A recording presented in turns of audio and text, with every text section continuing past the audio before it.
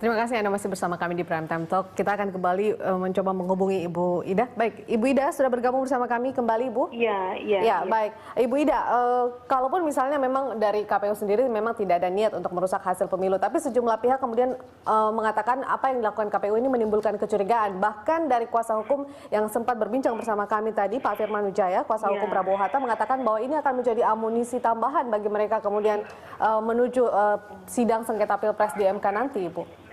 Ya, siak sangka itu kan bisa saja muncul apabila memang kami itu bekerja secara tertutup, bekerja sepihak.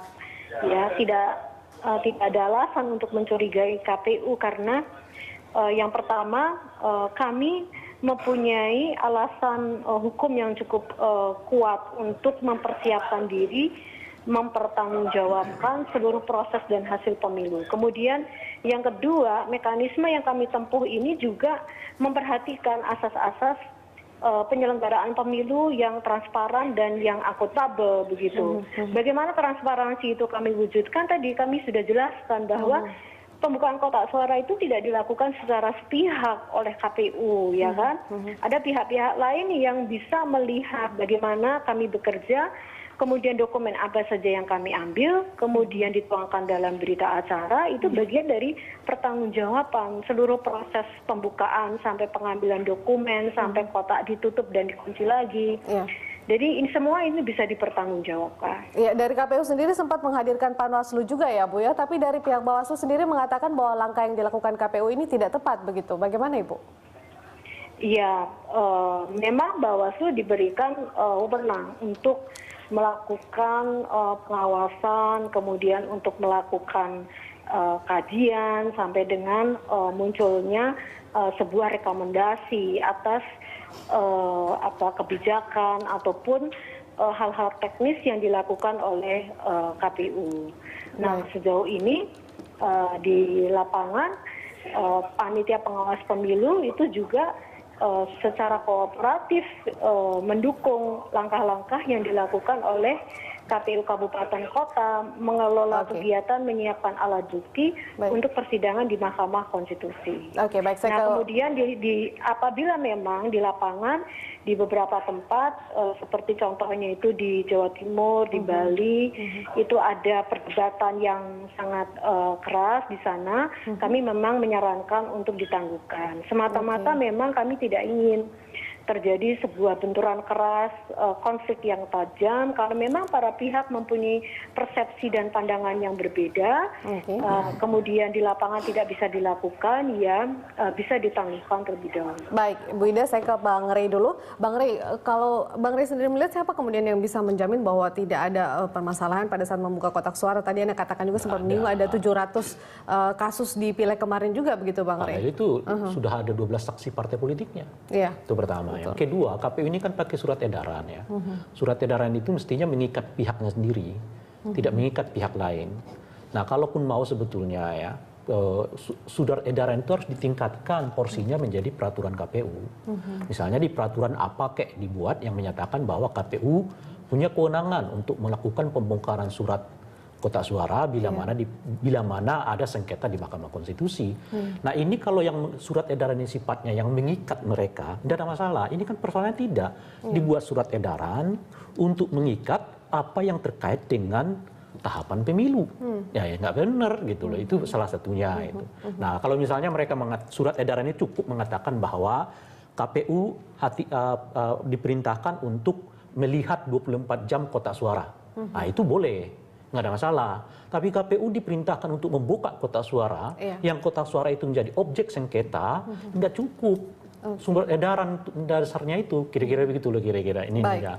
Nah, yang kedua, artinya kan apa yang dilakukan oleh KPU seperti yang kita sebutkan tadi itu maju selangkah. Nah, sekarang kalau KPU mengatakan, selama ini terjadi kok, ya kalau selama ini terjadi nggak ada yang gugat, nggak ada masalah. Sekarang ada yang gugat.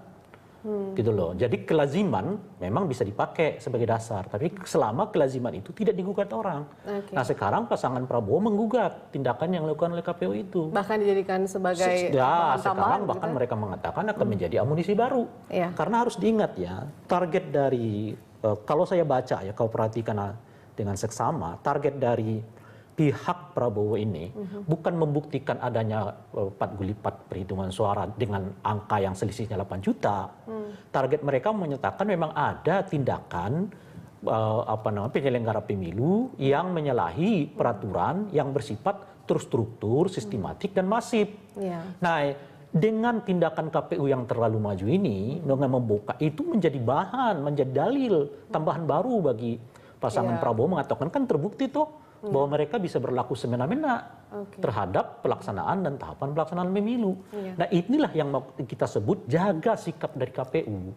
Kalau Anda yakin bahwa apa yang Anda lakukan selama pelaksanaan Pilpres kemarin benar, tunggu saja dari KPU dari MK perintahnya. Tapi kalau disebut demi pembuktian material, ya tunggu aja perintah dari MK. Belum tentu MK nanti mengatakan buka kotak suara kok.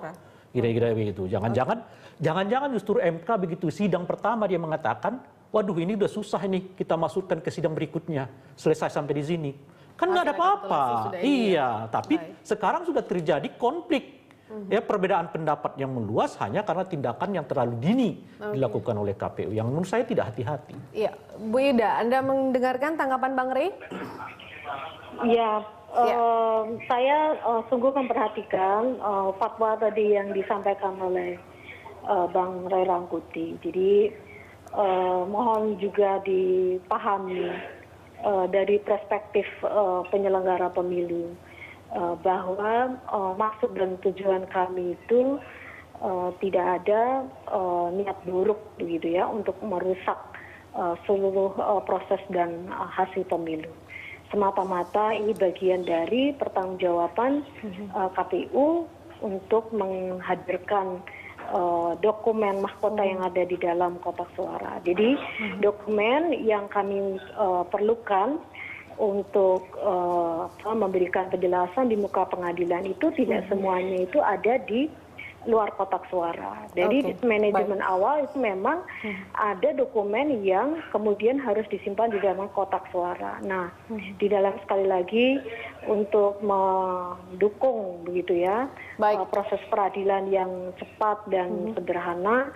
Jadi kami memandang bahwa inilah yang bisa dilakukan oleh penyelenggara pemilu untuk menunjukkan sebuah fakta-fakta dan data-data dan juga menemukan kebenaran material di muka persidangan. Ya, adakah kemudian upaya lain dari KPU, apalagi kemudian langkah yang dilakukan oleh KPU dengan membuka kotak suara ini sudah menuai kontroversi, bahkan tadi dari tanggapan kuasa hukum juga menjadikan ini sebagai bahan tambahan kemudian untuk menggugat KPU. Apakah KPU sudah mempersiapkan langkah-langkah selanjutnya seperti apa? Ibu Ida, singkat saja. Kami menghormati ya, menghormati langkah hukum yang ditempuh oleh pasangan calon presiden wakil presiden sebagai bagian dari pendidikan politik, dan sebagai penyelenggara pemilu itulah sarana bagi kami untuk mempertanggungjawabkan setiap kebijakan yang kita ambil di dalam melaksanakan tahapan-tahapan pemilu, khususnya tahapan yang sekarang ini sedang berlangsung, yaitu penyelesaian sengketa hasil pemilu. Baik. Semoga apa yang sudah dilakukan KPU ini bukan malah memperkeruh suasana, tapi justru membuatnya lebih jernih dan sengketa Pilpres ini bisa segera selesai karena negara kita membutuhkan pemimpin yang baru. Terima kasih Ibu Ida sudah bergabung bersama kami di Prime Time Talk. Ke Bang Rey, terakhir mungkin tanggapan Anda, Bang Rey. Ya, kita mau mengatakan hati-hatilah KPU. Sekarang kan sebetulnya bukan pertarungan fakta saja, tapi juga pertarungan kredibilitas. Anda sudah berhasil membangunnya sepanjang Pilpres ini. Sampai kemudian kasus ini muncul gitu loh. Nah, dengan munculnya kasus ini, khususnya di tingkat nasional ya, akan menambah amunisi baru gitu. Nah, oleh karena itu, kalau saya stop aja.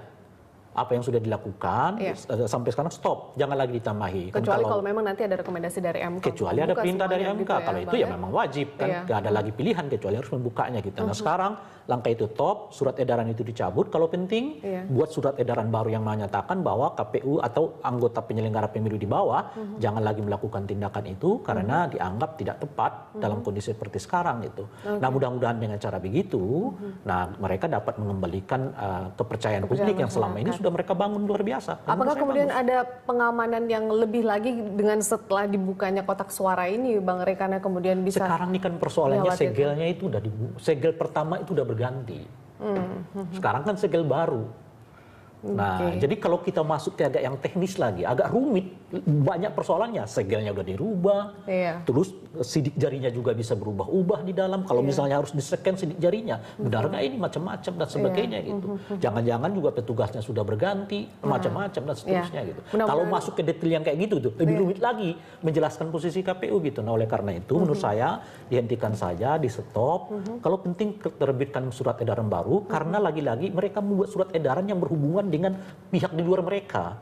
Surat edaran itu mestinya berlaku untuk mereka saja kan. Ini bahkan menyangkut soal tahapan pelaksanaan pemilu kira-kira gitu loh ya. Nah, stop buat surat edaran baru bahwa surat edaran yang pertama itu dianggap tidak berlaku gitu. Iya, agar KPU kedepannya tidak gegabah karena lagi. Karena sekarang bukan hanya soal fakta-fakta material loh yang disebut oleh DG, tapi soal kredibilitas juga. Karena seperti yang kita ingat, yang diuji oleh pihak Prabowo ini punya angka-angka, tapi soal adanya pelanggaran yang bersifat terstruktur, sistematik dan masif.